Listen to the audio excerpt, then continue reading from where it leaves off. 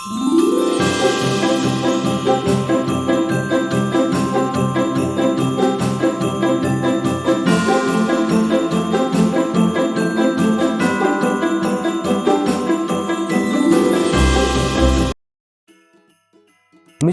ഏറെ സ്നേഹിക്കപ്പെടുന്നവരെ, ഏവർക്കും ആഗതമാകുന്ന ക്രിസ്മസിൻ്റെ മംഗളങ്ങൾ ഏറ്റവും സ്നേഹത്തോടെ നേരുന്നു. സക്കറിയ സംശയത്തിൽ നിന്ന് വിശ്വാസത്തിലേക്ക്. സക്കറിയ എന്ന പുരോഹിതൻ തൻ്റെ ജീവിതം കൊണ്ട് നമ്മെ പഠിപ്പിക്കുന്ന കുറച്ച് കാര്യങ്ങളുണ്ട്. അതിൽ ഒരു ചിന്ത ഇപ്രകാരമാണ്.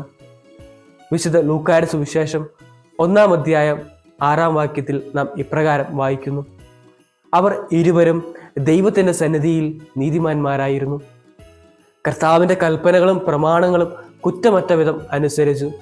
എന്നാൽ അടുത്ത വാക്യം ഇപ്രകാരമാണ്: അവർക്ക് മക്കളുണ്ടായിരുന്നില്ല.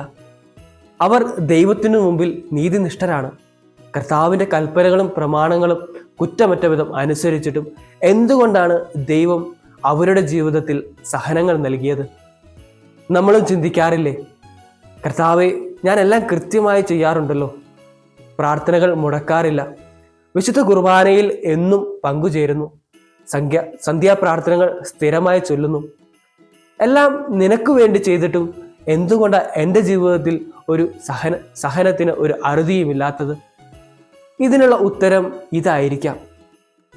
അവരുടെ ജീവിതത്തിലെ സഹനം വെറുമൊരു സഹനം മാത്രമായിരുന്നില്ല, അത് വലിയൊരു ദൈവഹിതം വെളിപ്പെടുന്നതിന് വേണ്ടിയുള്ള ഒന്നായിരുന്നു.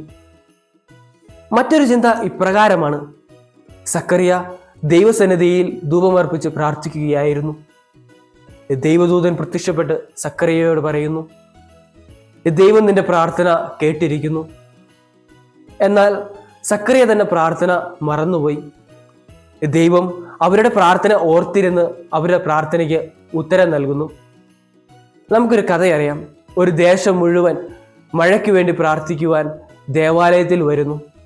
എന്നാൽ ദൈവം തന്റെ പ്രാർത്ഥന കേൾക്കുമെന്ന് ദൃഢമായ വിശ്വാസത്തിന് കുടയുമായി പള്ളിയിൽ വരുന്ന ഒരു ബാലന്റെ കഥ. ആ ഒരു ദൃഢമായ വിശ്വാസം ആ ബാലന് മാത്രമേ ഉണ്ടായിരുന്നുള്ളൂ.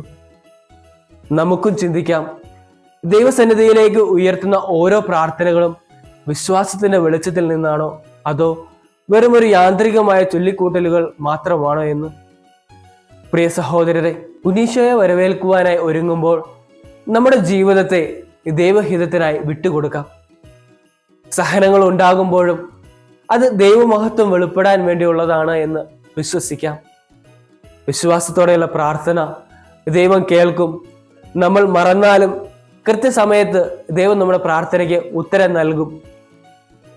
ഏവർക്കും ഒരിക്കൽ കൂടി ആഗതമാകുന്ന ക്രിസ്മസിന്റെ ആശംസകളും പ്രാർത്ഥനകളും ഒത്തിരി സ്നേഹത്തോടെ നേരുന്നു.